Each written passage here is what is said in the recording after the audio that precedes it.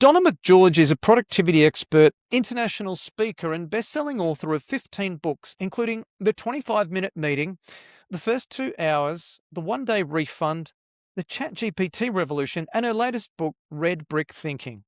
Her work has been featured in Harvard Business Review, Forbes and Fast Company, and she's regularly called on across TV, radio, and print for a practical approach to helping leaders cut through noise, reclaim time, and create capacity for the work and life that matters most. In Red Brick Thinking, Donna brings together much of that work around a practical challenge for modern leaders. How to make space, find focus, and move forward when the work has become noisy and crowded and demanding. Donna, welcome to the Evolution Partners podcast. Thanks for having me, Brad. Happy to be here. Well, it is my pleasure. Why do we keep adding more to lives we've already said are too full? You know, it's really instinctive. And I think it goes back to kind of cave people prehistory, where the instinct of being with having more meant that we could survive. So if it was a winter coming on and we had more food, then that meant that we were more likely to survive. So more became a bit of a default. We seek more. But now when we live in a world of, well, let's call it plenty for most of us. Abundance, there we go.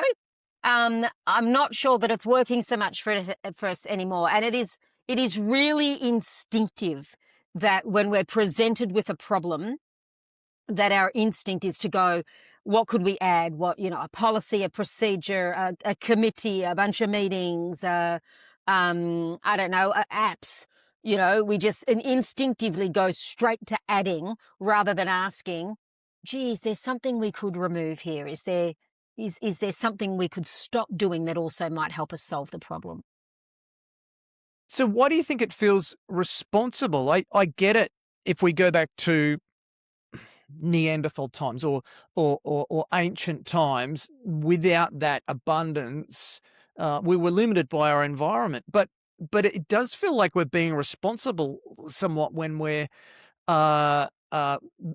adding something, but it does feel risky when we're removing something. Oh, totally. No one gets Employee of the Month award for saying, hey, I think we should remove something or stop something, right? It's always we push people to come up with initiatives, be more creative, do something innovative. So this idea that we push towards that, I don't really know where that started, except that it's the norm.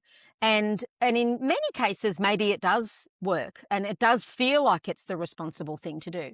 But I actually want to challenge leaders now to say, well, isn't it equally responsible to start asking the question around what could we remove? And I refer to this as strategic subtraction. It's not willy-nilly subtraction. It's not just stop everything. It's like, let's really think about what's the problem we're trying to solve here. And if we took some things away, could that help the situation? So that's the challenge I throw down, that don't go with the default setting of addition bias. Where could we start to think about strategic subtraction? So that really leads into the definition of red bricks and red brick thinking. So first of all, perhaps you could explain, what is red brick thinking? And do you think that there are red bricks that people are actually proud of carrying? Like, gosh, yes. So first of all, how did red brick thinking came about? It was when I was doing the research for one of my earlier books, I came across a study out of the US that talked about addition bias. And I thought that was very interesting, given that I'm always trying to get people to do shorter meetings and do shorter work days. And I thought, okay, let's see what's in this. And I came across this little exercise where it's a little Lego bridge that you can see is a bit crooked, so one leg's longer than the other. And I would say to people, how would you fix it? And 90% of people would grab another brick and stick it under and go, there you go, it's fixed. What hardly anyone thought about, and it's a bit of a telegraph really, because it's red brick thinking, hardly anyone thought about taking the red brick off, which also makes our little bridge level. And so this idea that could be a red brick to remove is where this red brick thinking kind of started. And so then when I started to think about, that's pretty straightforward. Just remove a red brick. From now on and for the rest of your life, when you're presented with a problem, is there a brick I could remove? Is there a red brick I could remove? Is the question to ask. But you're absolutely right. We carry red bricks. We carry baggage We've been carrying them for a long time. We carry everything from, you know, I'm a bit annoyed that yesterday I did a couple of meetings that really could have been emails. It could be intentions to do things like I've always thought I wouldn't mind reading War and Peace. I've been carrying that intention forever. Or it could be resentments about ways of working or people that I work with. Each one of these things weighs us down, and that costs us energy, time, attention that could be just better spent elsewhere. And so when we start letting them go, we feel the weight being removed from us, and it creates the opportunity to make space for other things that are more worthwhile, really. Do you find that people do this automatically? Because as a concept, it's most likely been born in the way that you described with the first initial workshops with Legos, and it's became a part of your thinking method. Do you find that people do this intuitively without even knowing it?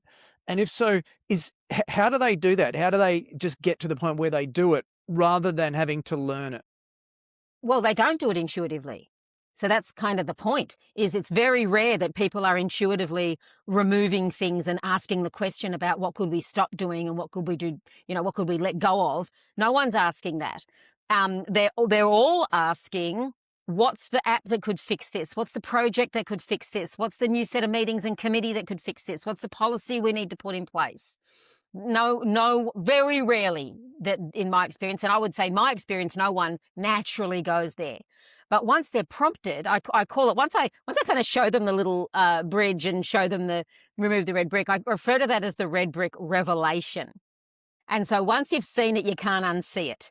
And so from now on and for the rest of their lives, now they do, whether it's learned or whether it now just becomes part of how they do the world, they're now asking questions.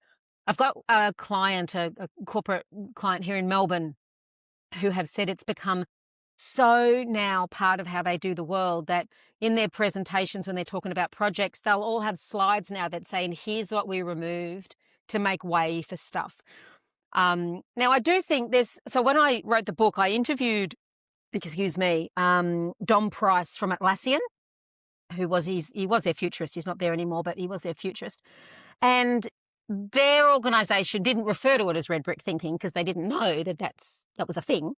But they talked about doing project wakes where they would and a lot of organisations do this, they do an assessment of all the projects they've got on, and they make decisions about whether they're going to continue or not. Now, the thing that Atlassian does that a lot don't, Atlassian creates a spreadsheet. Plenty of organisations do that, but they then act on the spreadsheet. Lots of organisations say, here's all our projects we should be letting go of, but for various reasons like sunk cost or ego or whatever, we keep doing them. Whereas Atlassian say, no, we let go of them, we hold a wake for them, we mourn them.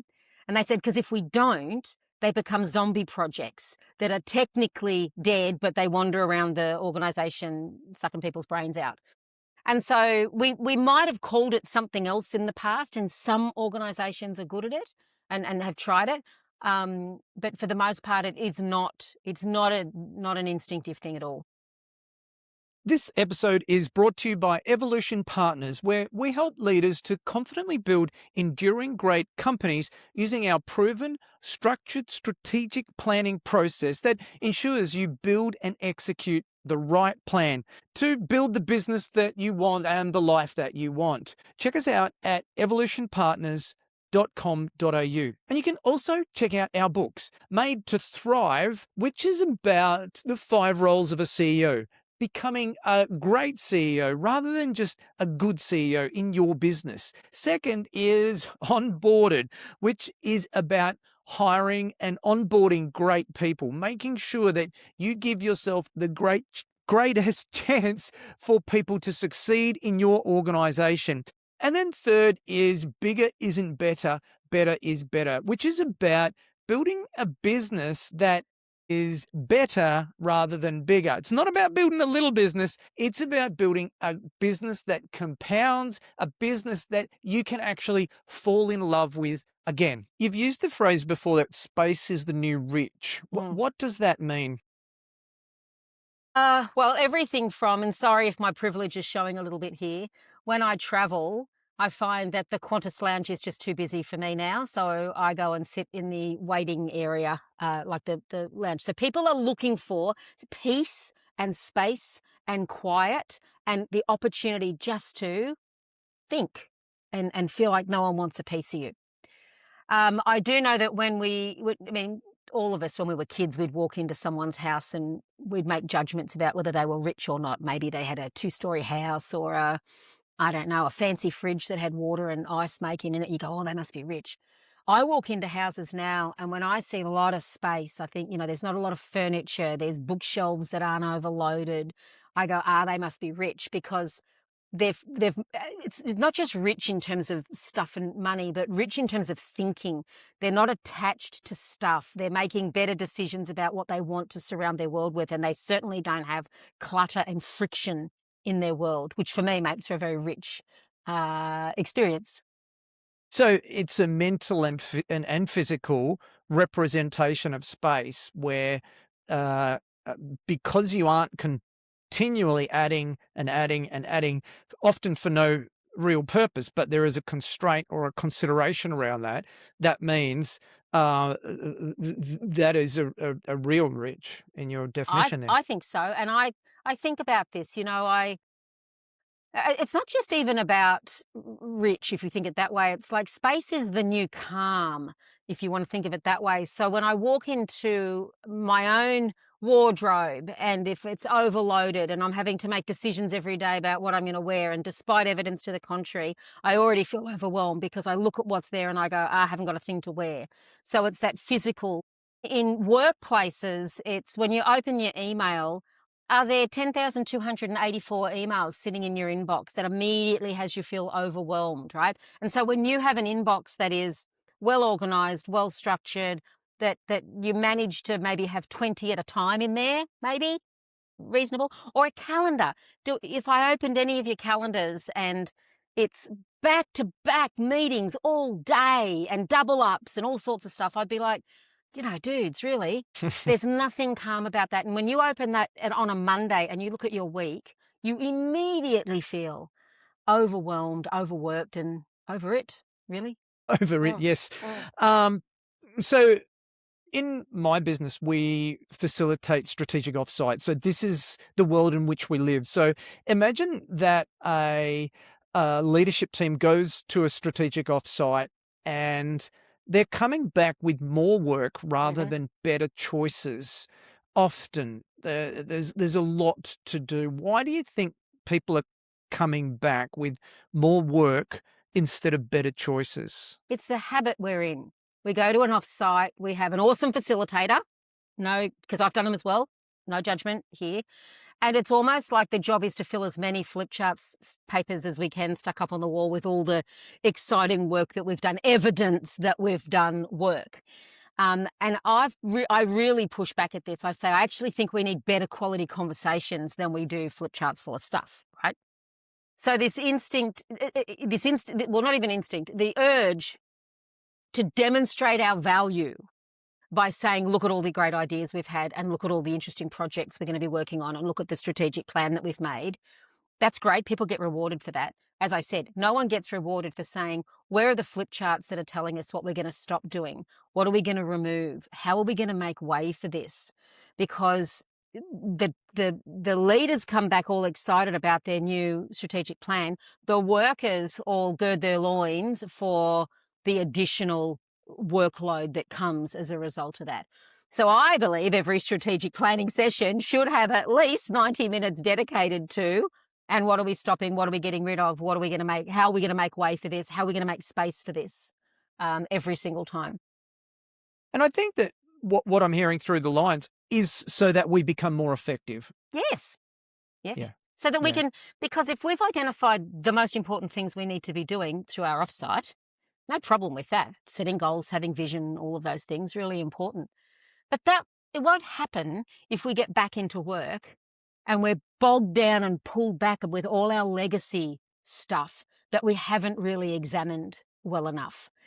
And so if we're getting stuck in that, then the plans that we made are unlikely to happen as well Well, as we would have liked. when you've done that with teams, what do you think they're afraid of?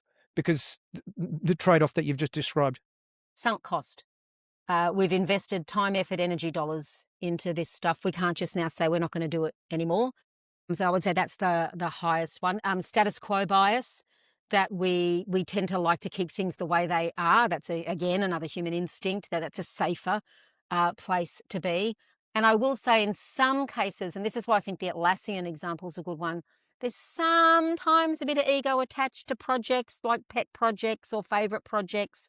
And so when we really acknowledge that the intention of the project was there at the start, but it's just not there anymore, and we now need to make way, and we do a good job of managing the grief around letting go of a project, then we have a better chance of moving forward. But I would definitely say the two big ones for me are sunk cost and status quo bias.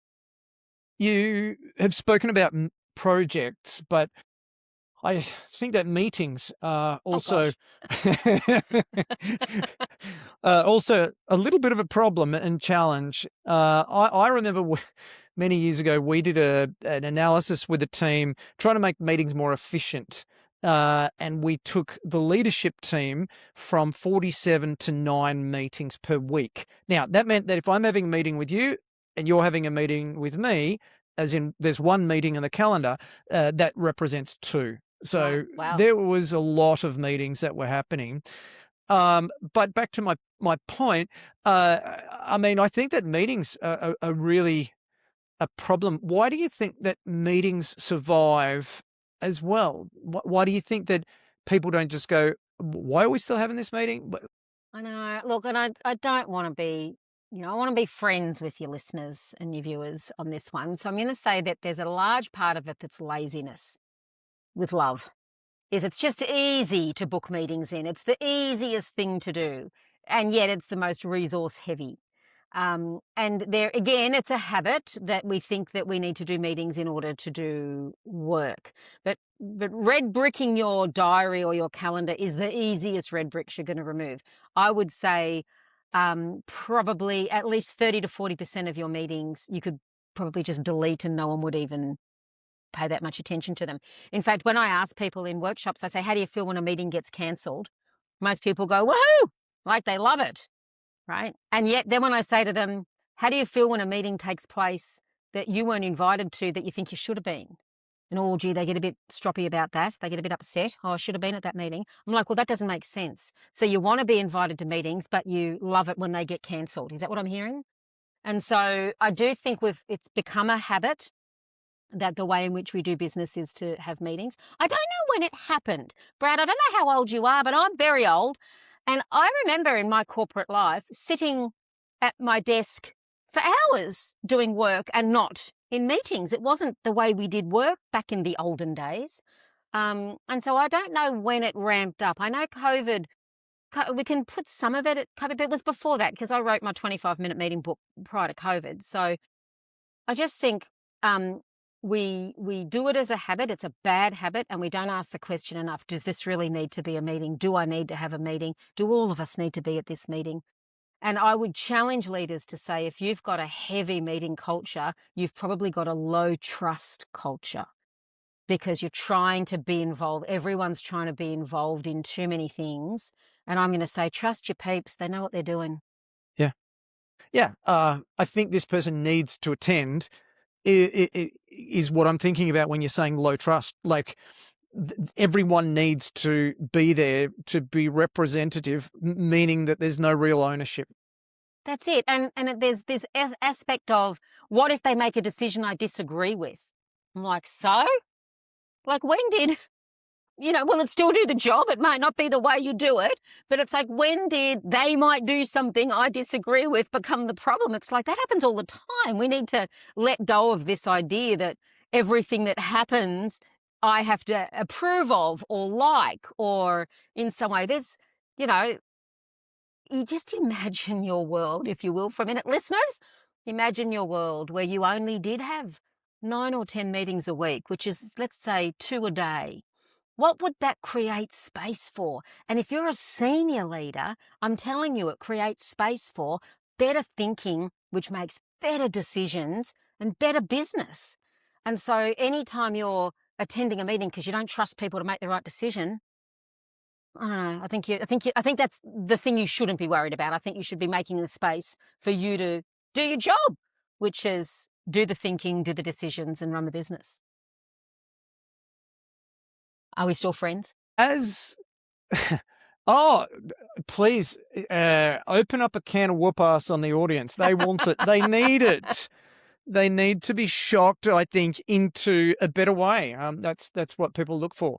What about the capacity of people? So, what we're saying is there is a reduction or a stop adding if unnecessary or mindset, which is fabulous. When a business is running at 100% capacity, all the people are at 100%. What do you think is the type of thinking that's disappearing when a business is absolutely at 100% capacity? So when everyone's working 100% of capacity 100% of the time, we have no adaptive capacity. And adaptive capacity is the space, the room that allows us to respond and change in the moment to any external factors, things that are going on. And this happens at a personal level. So I would say just about everyone listening today, if I said to you, how often do you have a day where something just unexpectedly goes wrong that draws your attention? And most people say every day.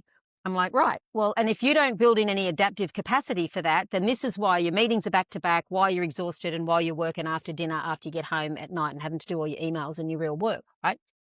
And now in businesses, in any of you that are listening that are in a manufacturing context, you would know it's rare that manufacturing operates their facilities 100% of the time. They always have downtime for maintenance. They just don't. They just 100% on 100% of the time is not sensible. Even our cars don't do that, right? Humans are the only people, systems, organisms, whatever, that feel like they have to be 100% on 100% of the time. Now, just to go a little bit quirky, even the Starship Enterprise, and I'm a bit of a nerd, they don't operate at warp speed the whole time, at warp 9 or whatever, maximum warp. It's a metaphor, I get that, but they know that general operating procedures should be around warp 3, warp 4. Otherwise, they're using up all their fuel, they're using up all their energy, they're having to pull power from other parts of the spaceship. And so my recommendation is we should be operating at about 85%.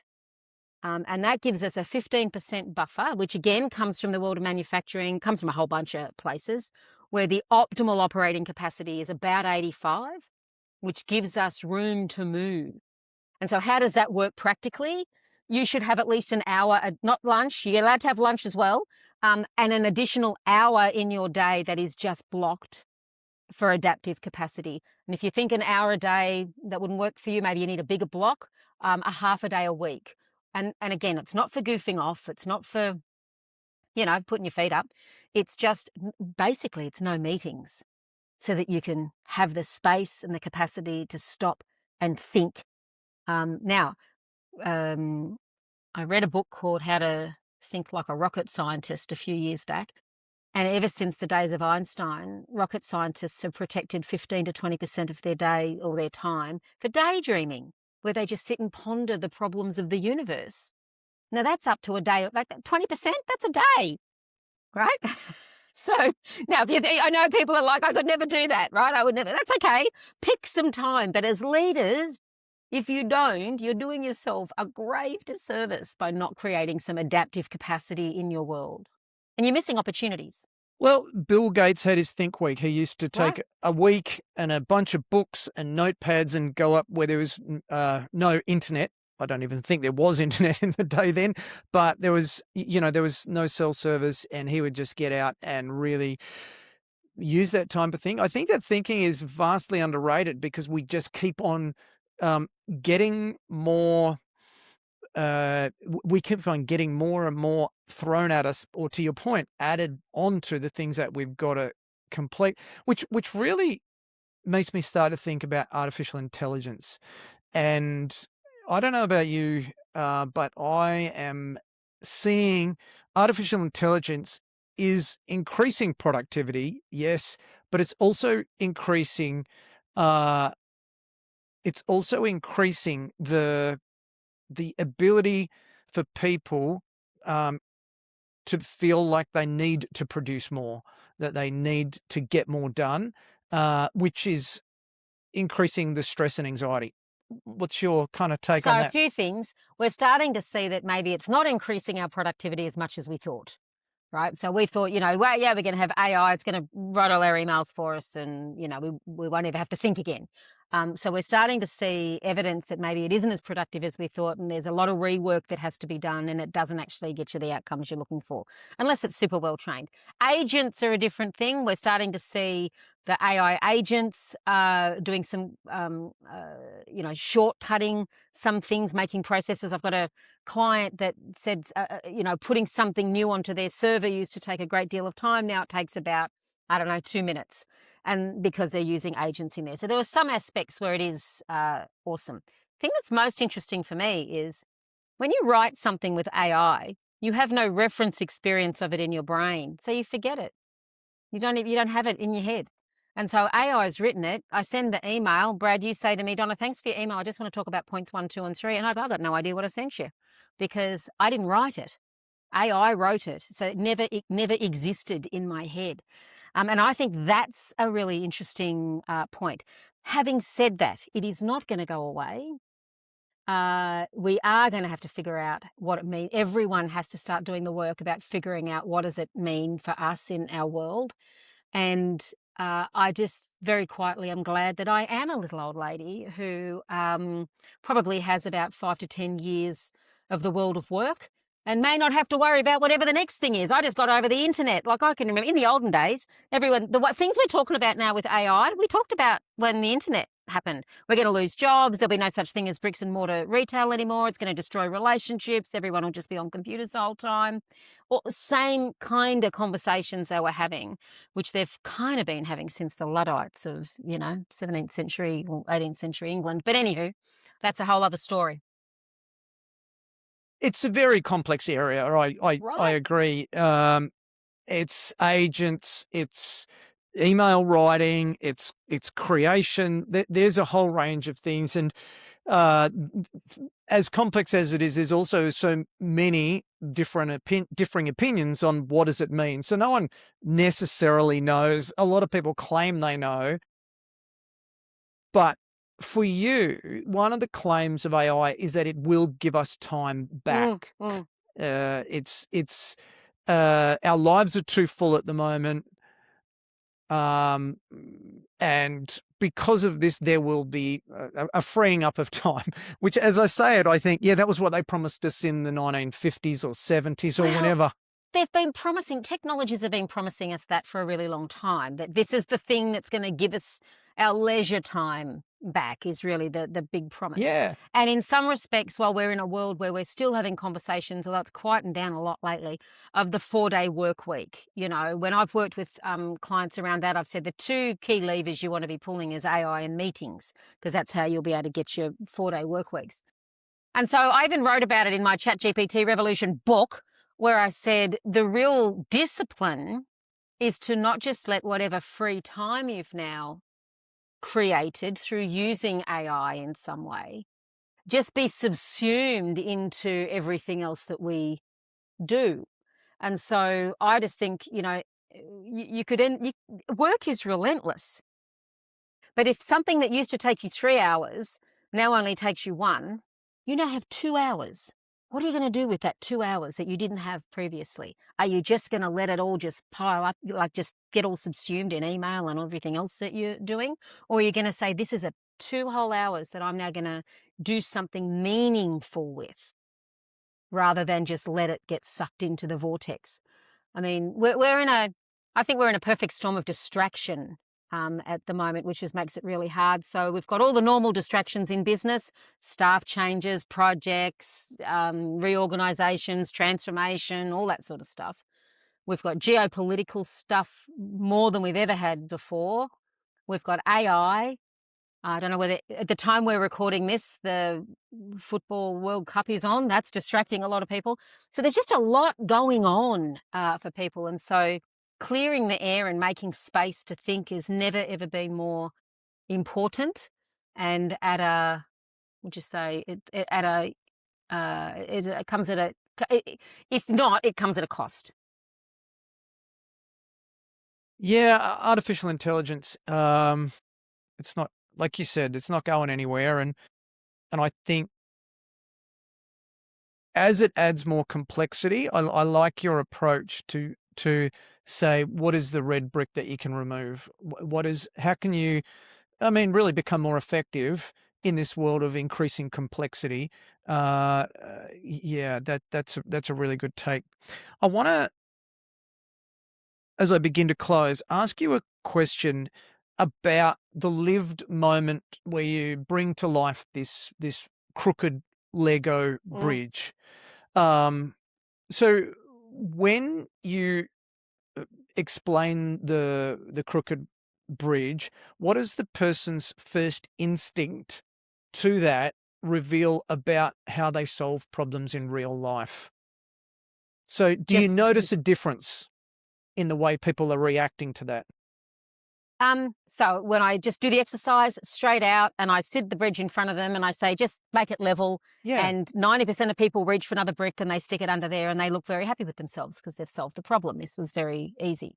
And then one or two people will have removed the red brick. And there's this collective, oh.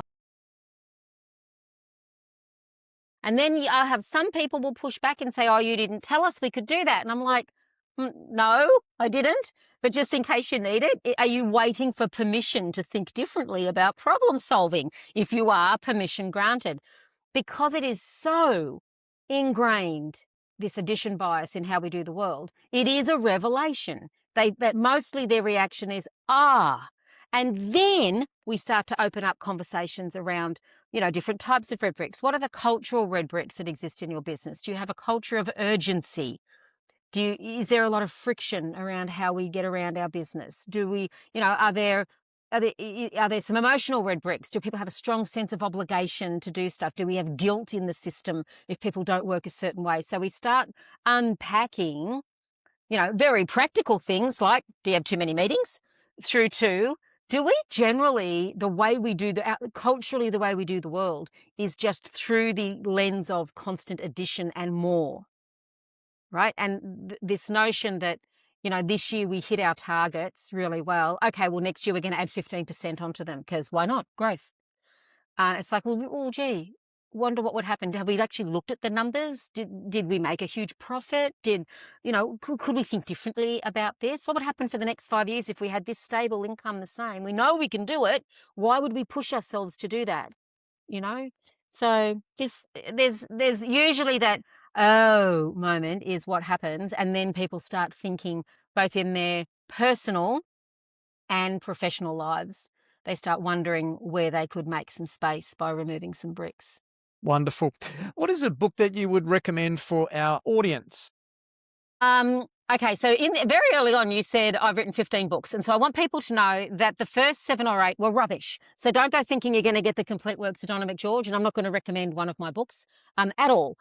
But I am going to say one of my colleagues, a lady called Janine Garner, she flipped the conversation around what professional networking looked like. In fact, she red bricked networking, if I really want to be honest. And she said to have a really solid professional network, you only need about 12 people in your world, versus what we kind of think of as networking as going out to some kind of event and flinging our business cards around like nobody's business. And so her book is called It's Who You Know, and it is an exceptional book on how to create a strong professional network. Excellent. We will put that in the show notes. I look Excellent. forward to, haven't heard of it, but look forward to looking into that a bit further. How can people learn more about you and the work that you do? I'm a shameless self-promoter on social media. And my name is a bit unusual, Donna McGeorge. So you can Google me. You can go to my website, donnamcgeorge.com. I am all over. LinkedIn is probably my platform of choice, but I do dabble a little bit in Insta and Facebook. But really, my website, donnamcgeorge.com, is where you'll find the most about me. Wonderful. We'll put that in the links as well. Donna, what haven't we covered off today that you hope to cover off? I don't know about hoped to, but one of my takeaways is always the thing about red bricking is the most powerful red brick you'll remove is the one or the ones that your future self will really thank you for. That you look back and you go, gee, I'm glad I stopped doing that because it's now released so much energy, attention, money, time, peace into our future. So what is a red brick you could remove today that your future self will thank you for?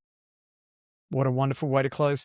Donna, thank you so much for your time and You're sharing welcome. your wisdom today. It's been a really enjoyable and fascinating conversation. I and the audience, thank you for your wisdom today. Thanks, Brad. Thanks for having me. See you later, everyone.